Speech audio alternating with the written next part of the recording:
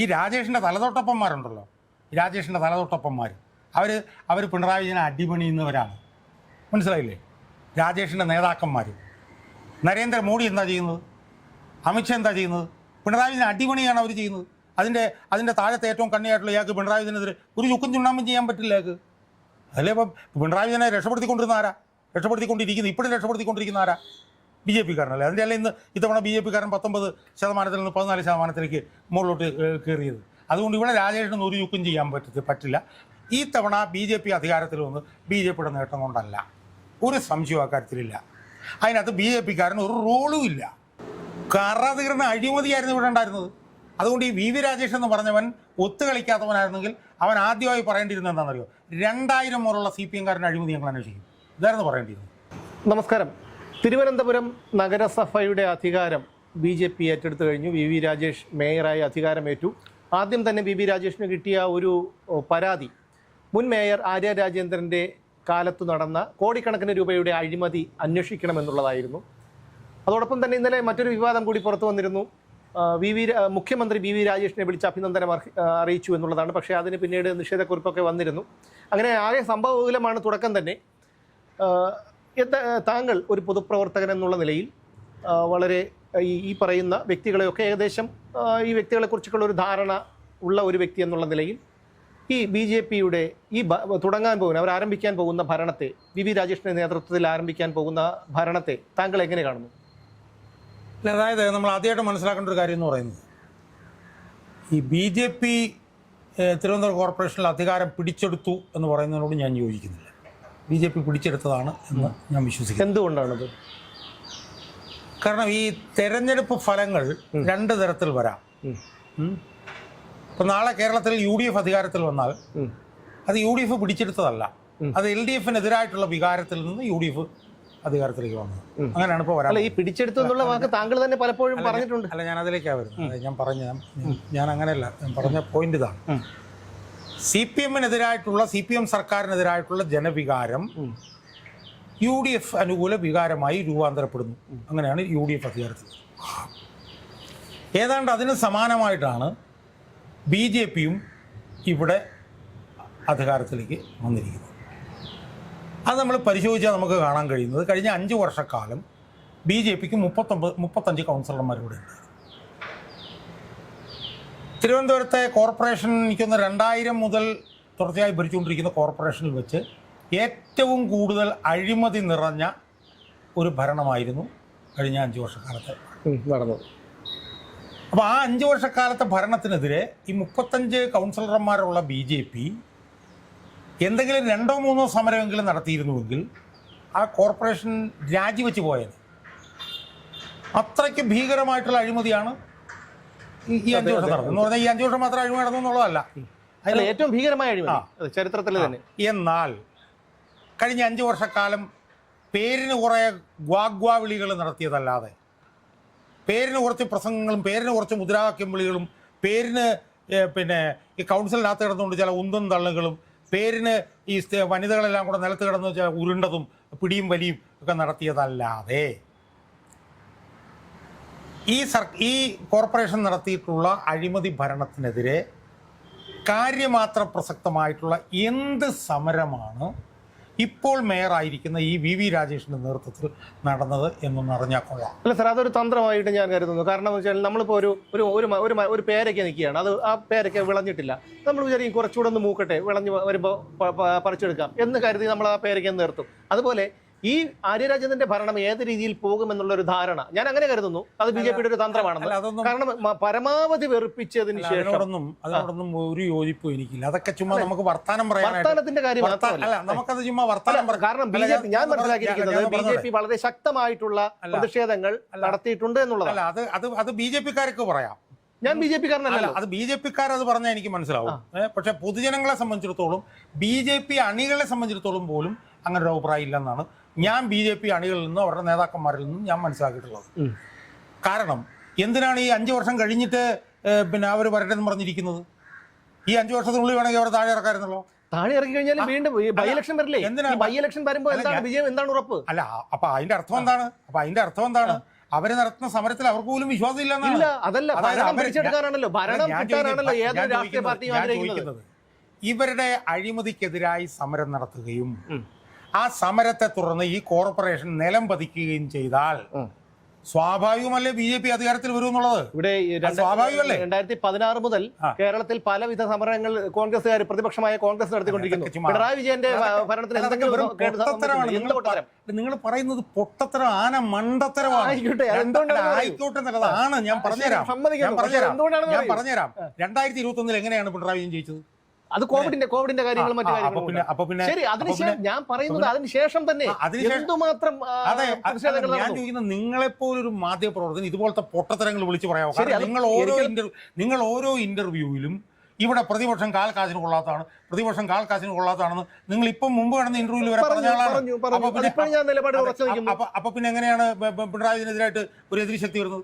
അത് തന്നെയാണ് ഞാൻ കോർപ്പറേഷന്റെ കാര്യത്തിലും പറയുന്നത്. കോർപ്പറേഷന്റെ കാര്യത്തിൽ ഒരുപാട് BJP കാരൻ പറഞ്ഞാൽ മനസ്സിലാക്കാം. BJP കാരൻ അവര് പോലും പറയുന്നില്ല. അവര് പോലും ഈ മേയർക്കെതിരായിട്ട് കാര്യമാത്ര പ്രസക്തമായ ഒരു സമരം നടത്തിയെന്ന് BJP അണികൾ പോലും പറയുന്നില്ല. നിങ്ങൾക്ക് എനിക്കറിയില്ല, നിങ്ങളുടെ ഉള്ളിൻ്റെ BJP ഉണ്ടായിരിക്കും. അതിപ്പോൾ എനിക്ക് പറയേണ്ട കാര്യമില്ല. അത് നിങ്ങളുടെ സ്വാതന്ത്ര്യം, അതിനകത്തുനിന്ന് എനിക്ക് കാര്യമൊന്നുമില്ല. പക്ഷെ ഒരു കാര്യം ഉറപ്പാണ്, ഈ തവണ BJP അധികാരത്തിൽ വന്ന് BJPയുടെ നേട്ടം കൊണ്ടല്ല, ഒരു സംശയവും അക്കാര്യത്തിലില്ല. അതിനകത്ത് BJP-കാരന് ഒരു റോളും ഇല്ല. അതിനകത്ത് റോളുള്ളത് മുഴുവൻ CPM-ന്റെ അണികൾക്കാണ്. അവരാണ് തീരുമാനിച്ചത് ഈ അടുത്ത തവണ CPM ഇവിടെ വേണം, അല്ലാതെ BJP-യും പുല്ലും ഒന്നും അല്ല. BJP-യിലെ ഓരോ നേതാക്കന്മാരെ കുറിച്ചും ഞാൻ ഇന്നലെ കേട്ടു. BJP-കാരിൽ നിന്ന് തന്നെ, ശുദ്ധ RS-കാരിൽ നിന്ന് തന്നെ ഞാൻ കേട്ടു. ഞാൻ VV രാജേഷിനെ കുറിച്ചിട്ട് കേട്ടു. അപ്പൊ ഞാൻ ചോദിച്ചു, ഇവൻ മാത്രം ഉള്ളായിരുന്നു മേയറാണെന്ന് ചോദിച്ചു. അപ്പൊ എന്നോട് പറഞ്ഞു, എന്റെ പൊന്ന് സാറേ, അവിടെ ഗോവൻ എന്നും പറഞ്ഞ് വേറൊരുത്തനുണ്ട്, അവൻ ഇതിനേക്കാളും മോശം എന്ന് പറഞ്ഞു.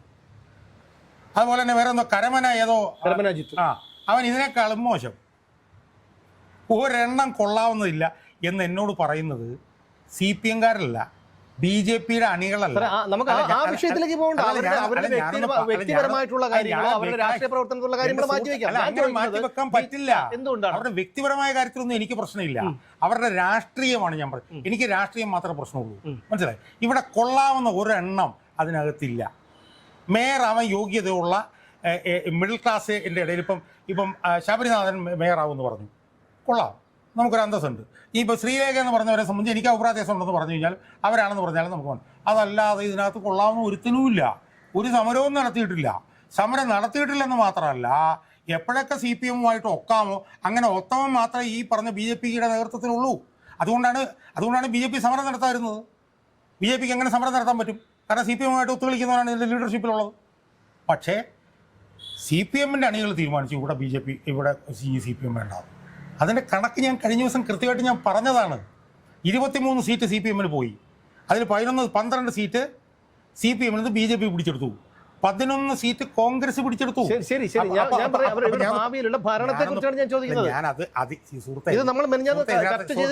ഇതിനകത്തൊരു പ്രശ്നം എന്താണെന്നറിയാം. ഞാൻ ഇത് പറഞ്ഞെന്താണെന്ന് വെച്ചാൽ, ഈ പറഞ്ഞതിൽ നിന്നാണ് അവരുടെ ഭരണം എങ്ങനെ പോകും എന്നുള്ള വിലയിരുത്തലേക്ക് എനിക്ക് പോകാൻ പറ്റുള്ളൂ. മനസ്സിലായില്ലേ? അതുകൊണ്ട് CPM-കാർ വേണ്ടാന്ന് വെച്ചുകൊണ്ട് അത് BJP-ക്ക് കിട്ടി. അവർ വന്നു.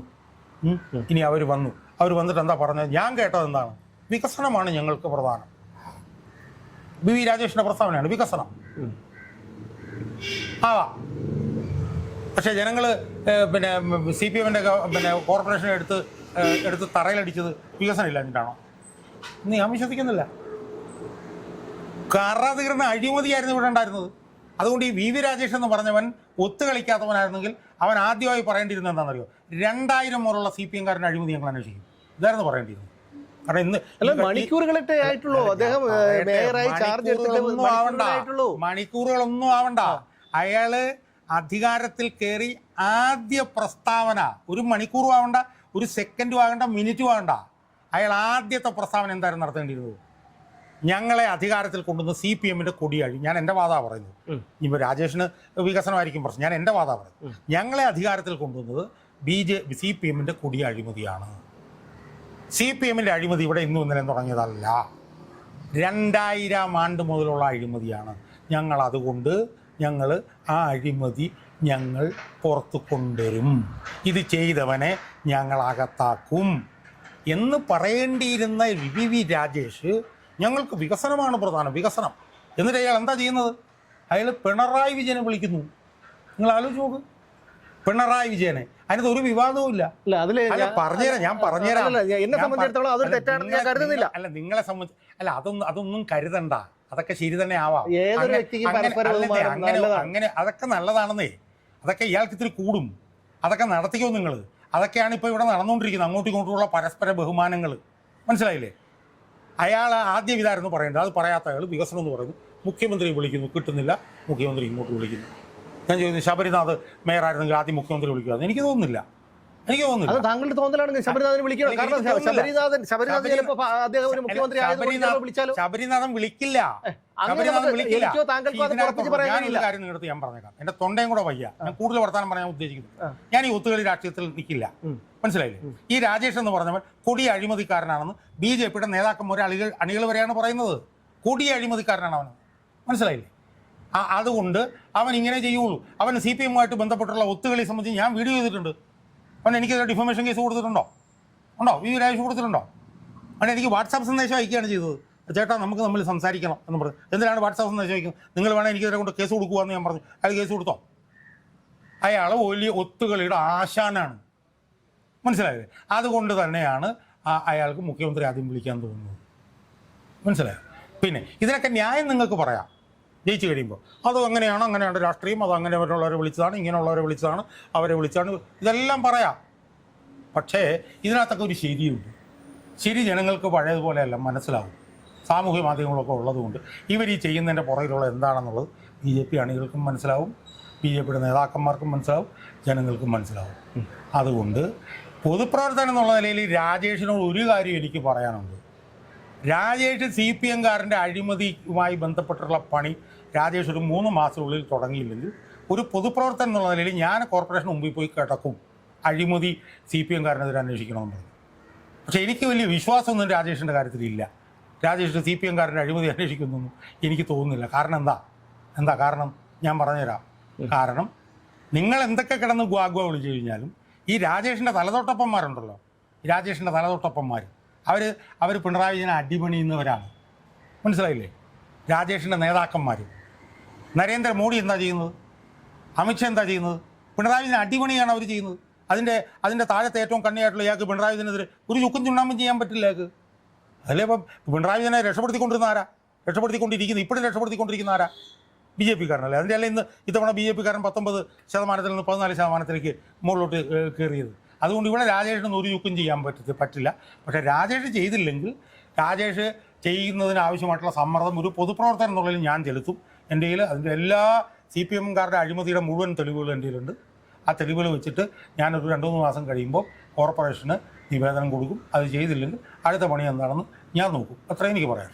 തീർച്ചയായും താങ്കളുടെ ഈ വാദത്തോട് ഭാഗികമായി ഞാൻ യോജിക്കുന്നു. കാരണം ചില വാദങ്ങളോട് എനിക്ക് പൊരുത്തപ്പെടാൻ കഴിയുന്നില്ല. പക്ഷേ ഒരു പൊതുപ്രവർത്തകൻ എന്നുള്ള നിലയിലല്ല, ഒരു സാധാരണ പൗരനായിരുന്നാൽ താങ്കൾ ഒരു ഇത്തരത്തിൽ, അതായത് CPM-കാരുടെ അഴിമതിയെക്കുറിച്ച് അന്വേഷിക്കണമെന്ന് നിവേദനം കൊടുക്കുകയും അതവിടെ ഈ പ്രാവർത്തികമായി ആകാതിരിക്കുകയും ചെയ്തു കഴിഞ്ഞാൽ തീർച്ചയായും ഞങ്ങളെല്ലാവരും പിന്തുണയോടൊപ്പം താങ്കളുടെ പിന്നിലുണ്ട്. അതുമാത്രമല്ല, ഇപ്പോൾ അവരുടെ ഒരു ഭരണത്തെക്കുറിച്ച് നമുക്ക് വിലയിരുത്താൻ കഴിയില്ല. കാരണം ഇന്നലെ സത്യപ്രതിജ്ഞ കഴിഞ്ഞതേ ഉള്ളൂ. എന്തായാലും താങ്കൾ പറയുന്നത് പോലെ 1-2-3 മാസങ്ങൾ കഴിഞ്ഞാൽ മാത്രമേ ഈ ഒരു പോക്ക്, ഈ VV രാജേഷിൻ്റെ നേതൃത്വത്തിലുള്ള ഈ ഒരു തിരുവനന്തപുരം കോർപ്പറേഷൻ്റെ ഒരു പോക്ക് എങ്ങോട്ടാണെന്ന് നമുക്ക് പറയാൻ കഴിയും. അതിനുശേഷം ഞങ്ങളുടെ നിലപാട് ഞങ്ങളും വ്യക്തമാക്കും. ആ ഒരു നല്ലതാണെങ്കിൽ നല്ലതാണെന്ന് പറയും, ചീത്തയാണെങ്കിൽ തീർച്ചയായിട്ടും ഞങ്ങൾ അതിനെതിരെ പോരാടുക തന്നെ ചെയ്യും. അതിൽ യാതൊരു സംശയവുമില്ല.